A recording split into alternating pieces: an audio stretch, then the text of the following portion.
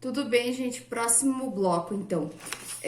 Comissão de Trabalhadores Migrantes. Aqui, gente, a gente não tá falando de comissão para trabalhadores em geral, tá? Aqui a comissão ela é responsável por fiscalizar a implementação de alguns regulamentos sobre os trabalhadores migrantes, então aqueles trabalhadores que saem do seu país para trabalhar em outro país, tá? Então, o que que fala? Deixa eu só achar aqui. O conceito aí, o que que eles entendem por trabalhador migrante, tá? Eu tô aqui com o decreto aberto, tá? Então, ele virou lá em 66. Ele virou o decreto 58.819, de 14 de julho de 1966. E na época era o presidente Castelo Branco, tá? Deixa eu só ver se eu acho aqui. Ó, para os efeitos da presente convenção, a expressão trabalhador migrante designa toda pessoa que emigra de um país para o outro com o fim de ocupar um emprego que não será exercido por sua própria conta. Então, assim, ele está sendo contratado para vir para, digamos, para o Brasil, tá? E compreende qualquer pessoa normalmente admitida como trabalhador migrante. A presente convenção se aplica aos trabalhadores fronteiriços, à entrada por um curto período de pessoas que exerçam profissão liberal e de artistas e aos marítimos. Então, essa é a legislação que você vai aplicar. Claro, ele fala assim muito genericamente de como que vai ser feito, um exemplo, o pagamento, né? O pagamento desse trabalhador, tá? Aí tudo isso necessitou de regulamentação, tá? Não tem como a gente ter aí uma convenção que trate especificamente cada ponto aí que envolve uma relação de trabalho, tá? Então, sempre tem que ter uma regulamentação interna para uma outra legislação, tá bom? Então, nesse caso aqui, a gente teria que ter uma outra legislação. Geralmente, esses contratos de trabalho aí, gente, tem algumas previsões na CLT, tá? Mas eles são feitos contratos, né? E nos contratos são previstos bem especificamente como que vai ser tratado aí esse trabalhador, forma de jornada de trabalho, forma de recebimento, né? Aqui a gente tem algumas figuras aí dos expatriados, que a gente fala que são pessoas que trabalham, digamos, no Brasil, mas são funcionários de empresas de outros países, então eles vêm para o Brasil, eles recebem na sua moeda original, então se veio da Europa, alguns recebem em euro, tá? Mas aí recebem carro para trabalhar, recebem casa para morar, né? Ou loft, ou qualquer outra coisa. Então, geralmente, essas condições aí, elas são estabelecidas no próprio contrato de trabalho, tá? Então, não tem muito detalhe assim pra gente falar disso aqui, é mais especificamente para esse grupo aí de pessoas que migram de um país para o outro, tá? Comissão de Desaparecidos Forçados, tá? É um corpo de especialistas independentes que monitora a implementação da convenção pelos estados partes, e eles também, né, os estados são obrigados a apresentar um relatório para a comissão, e esse comitê, ele examina cada relatório e ele aborda as preocupações e recomendações. De acordo com o artigo 31, o país ele também tem que ratificar, né? Tem que ratificar. E as investigações são sempre voltadas para pessoas que desapareceram por força aí do seu estado, tá? Então, tecnicamente, a vítima é o indivíduo e o agente aí que ocasionou a violação do direito aí da pessoa é o estado, tá? Então, aqui, esse comitê aqui, ele atua bastante no Brasil por conta da época do nosso regime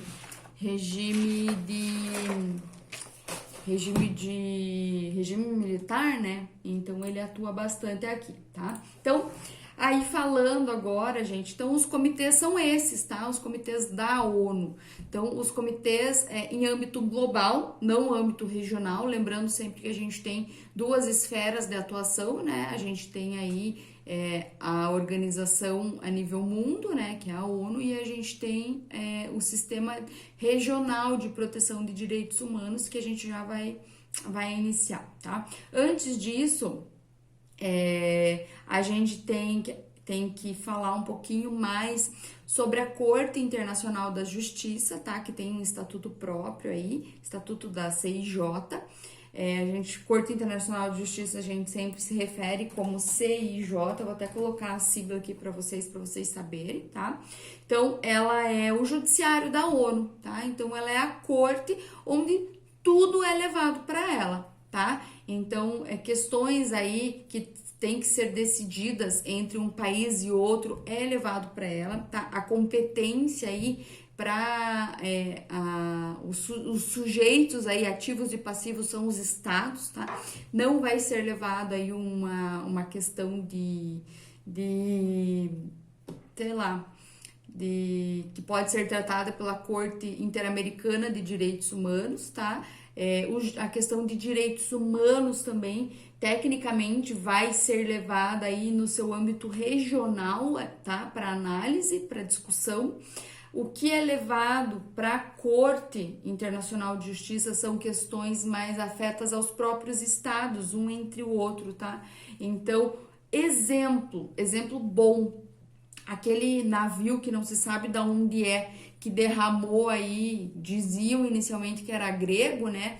Que derramou petróleo na costa, óleo ou petróleo? Óleo, né? Acho que na costa brasileira, que a gente passou aí meses limpando, né? E se espalhou aí por toda a costa, né? Chegou até aqui ao Paraná. Esse engodo aí, né? Esse problema. Quem iria resolver? A gente tem um problema entre um país e outro. Vamos supor que efetivamente comprovou-se que aquele navio era grego, tá? Então a gente tem um problema ambiental entre Brasil e Grécia, né? Quem que vai resolver isso? Quem que é o responsável por julgar um processo desse, né? Ou para quem que a gente, Brasil, vai reclamar sobre o que aconteceu, né? Para quem que a gente vai denunciar a violação ali da nossa fauna, da nossa flora, né? Quem que vai impor uma penalidade para um outro país? A gente não tem capacidade e poder sobre a Grécia de chegar e falar: Grécia, você vai pagar uma indenização pelo que você causou na nossa costa brasileira. A gente não pode fazer isso. Então a gente tem que mandar essa reclamação para essa corte, para a Corte Internacional de Justiça, tá? Aí, desde que o outro país também seja parte, senão não tem muito o que fazer, entende? Aí a gente pode nós como país, fazermos um tipo de retaliação à Grécia, mas se a gente tiver vínculo com a Grécia, senão não tem como, tá? E a gente também não pode pegar um navio, ir lá e afundar e encher a costa deles de óleo, né? Ali, lei de Italião, dente por dente, olho por olho, dente por dente, tá? A gente também não pode fazer isso, tá? Então, se a Grécia se submeter à CIJ, a gente submete o caso aí à CIJ e é eles que vão resolver o caso, né? Efetivamente, eles que resolvem. Vai ter um juiz, tá? Um juiz que vai resolver. Esse juiz daí, gente, ele não pode ser nem brasileiro nem grego, tá? Ele vai ser um juiz que geralmente já trabalha lá, já é um juiz que tem mandato para atuar na CIJ, tá? E geralmente é designado de um juiz de um outro país que não tenha, que tem que ser imparcial, tá? Então ele tem também a função consultiva, né? Quando acontece alguma coisa, a gente pode pedir um parecer do que fazer, tá? E poderá também julgar pessoas quando o Estado chama para si a responsabilidade do cidadão por violação de direitos humanos por outro Estado, tá? Isso também pode acontecer. Então, mas tecnicamente julga estados, tá bom? E não pessoas, beleza? E a composição lá da corte, né? Então ela tem 15 juízes, tá? Só, é pouco, né? Mas talvez, assim, para a demanda de mundo que a gente tem aí, deixa eu só confirmar quantos estados soberanos a gente tem no mundo. Quantos estados, quantos países, né? 193 países, tá? Não, a ONU possui 193 países. Quantidade de países no mundo em 2020. Gente, cadê? Não tem em lugar nenhum essa informação? Na super interessante vai ter. Acho que só super interessante, né, pra fazer isso pra gente. Segundo a Organização das Nações Unidas, existem 193 países, mas há algumas ausências nessa lista, tá? E, inclusive, esses 193 países, então, fazem parte da ONU. Interessante, né? Algumas associações esportivas têm as suas. O Comitê Olímpico tem 206 membros, então a gente tem mais países, tá? Então, pelo Comitê Olímpico, a FIFA diz que nós temos 109 países, porque ela considera Aruba e Ilhas Caimã como país e eles não integram a ONU, tá? Ó, interessante, né? Ainda que elas sejam pertencentes a outros países, né? Holanda e Reino Unido. Legal, bem bacana, tá? Então, a ONU tem 193, mas aí no mundo nós temos 200 e tantos países, tá? Então, aí, 15 juízes para tecnicamente 200 e tantas demandas não é muita coisa, né? É nada, né? Aí a gente não deve ter tantos conflitos, a gente vai ter aí muitos conflitos de meio ambiente, né? Isso eu acho que é o que mais tem, na verdade, tá? É bem interessante. Então, a Corte Internacional de Justiça basicamente é isso, tá, gente? Eu acho que na Corte Internacional de Justiça a gente tinha um juiz brasileiro, que era o Francisco Rezec aí, que é um dos principais doutrinadores de direito internacional. Eu até vou criar uma pasta do Google e vou colocar o livro dele para vocês lá, tá? Porque lá o livro é completo em direito internacional público e ele traz também o direito privado, tá? O título do livro é só Direito Internacional. Aí tem público e privado, tá bom? E eu acho que ele não é mais juiz da corte, tá? Quem hoje galga aí uma vaguinha na corte é a Flávia Piovesan e o André Carvalho. Ele também galga aí uma vaguinha. Os dois são professores da USP, tá? Mas assim, nada formal, né? Tudo. Se eu for indicado, né? Porque cada país indica um integrante. Mas lembrando que para um país poder indicar um integrante, começa pelo fato dele não estar inadimplente com a ONU, tá? E o nosso país está inadimplente atualmente com a ONU. Então, a gente não poderia indicar um juiz brasileiro, né? Uma pessoa aí de conhecimento jurídico ilibado para lá, tá? E pelo comportamento aí do nosso presidente, que se atrela muito, se alinha muito ao perfil do Trump, né? Provavelmente a gente vai continuar inadimplente com a ONU, né? Vamos continuar não pagando a ONU, não contribuindo com a ONU, tá? Então, tem mais esse detalhe, tá? Então, aí fora a CIJ, nós temos o Conselho Econômico e Social, gente. O Conselho Econômico e Social, ele possui, a princípio, 54 membros, tá? Das nações, e ele tem a função aí de emitir relatórios de cunho econômico, social e cultural, tá? Então, as demandas dos estados aí, né, as demandas no sentido de fiscalizar a implementação dos direitos econômicos, sociais e culturais por conta da convenção, tá? Então, essa é a função do conselho. O conselho de tutela, por enquanto, ele está inativo, porém, com a crise de refugiados, ele possivelmente vai ser reativado, tá? É um órgão desativado desde 97, após a independência do Palau, tá? Então, ele também foi criado com a Carta de São Francisco, que foi a carta que criou a ONU, tá? e tem a possibilidade de reativação aí. Conselho de tutela, geralmente ele era utilizado para questões como os refugiados, quando tem crise entre um país e outro, então o conselho de tutela do que deve ser feito, essa seria a função dele, tá bom? Então, sobre o sistema global, gente, basicamente é isso, tá? A gente não tem aí maiores complexidades sobre o sistema global. Lembrando que os sistemas regionais daí, ele vai ter que respeitar tudo o que o sistema global já criou, né?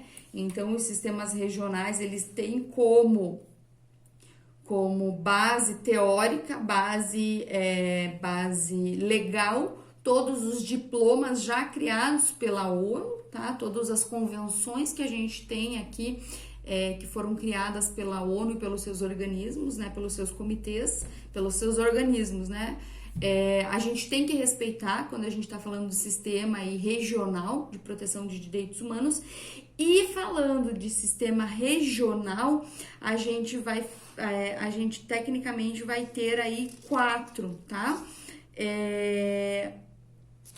O europeu, o interamericano e o africano. No material que eu coloquei para vocês, eu coloquei já o sistema árabe, tá? Mas, tecnicamente, o sistema árabe, ele ainda não tá... E o sistema árabe, ele não tá formalizado ainda, tá? Então, ele é muito inicial, tá? Ele não tá como o sistema europeu, o africano e o americano, tá? Por quê? Porque o africano, o europeu e o americano, eles já têm as suas cartas, tá? Cartas de direitos humanos. Aí. Então, a gente tem a Carta Interamericana de Direitos Humanos, que é o Pacto de São José da Costa Rica, né? Vulgo Pacto de São José da Costa Rica.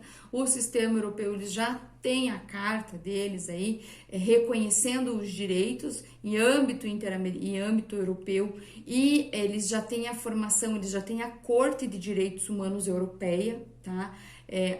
O sistema africano já tem a carta deles, africana, de declaração de direitos humanos e dos povos, tá? Porque lá eles ainda têm muitas tribos, então eles precisam desse reconhecimento dos povos, tá?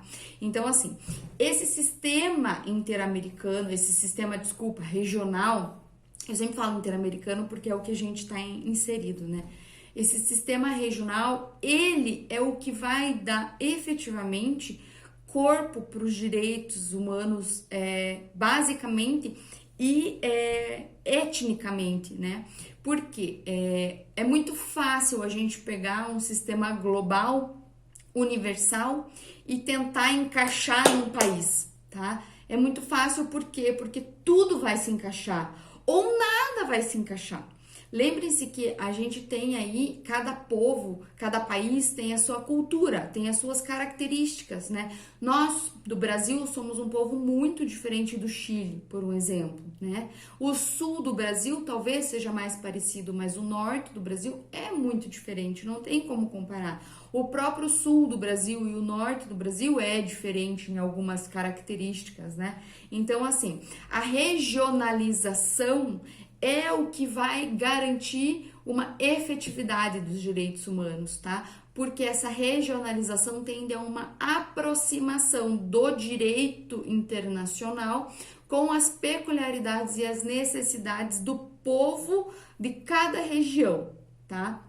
Então, aí a gente tende a dar uma cara maior para os direitos humanos, tá? Para os direitos humanos a nível regional. Então, essa é o ganho principal dessa regionalização. Porque se a gente tivesse só um sistema global, efetivamente a gente não teria aí como garantir direitos humanos e como efetivá-los, cobrá-los, fiscalizá-los, tá? Então, os grandes responsáveis hoje pela efetivação, implementação, fiscalização são os sistemas regionais. É por conta deles que a gente tem na prática uma Lei Maria da Penha, tá? Então, basicamente, essa é a ideia central aí dos sistemas regionais, tá? Então, claro, Cada área, ela tem as suas peculiaridades, cada sistema tem as suas peculiaridades, e a gente vai começar, assim, pelo sistema interamericano de direitos humanos, tá?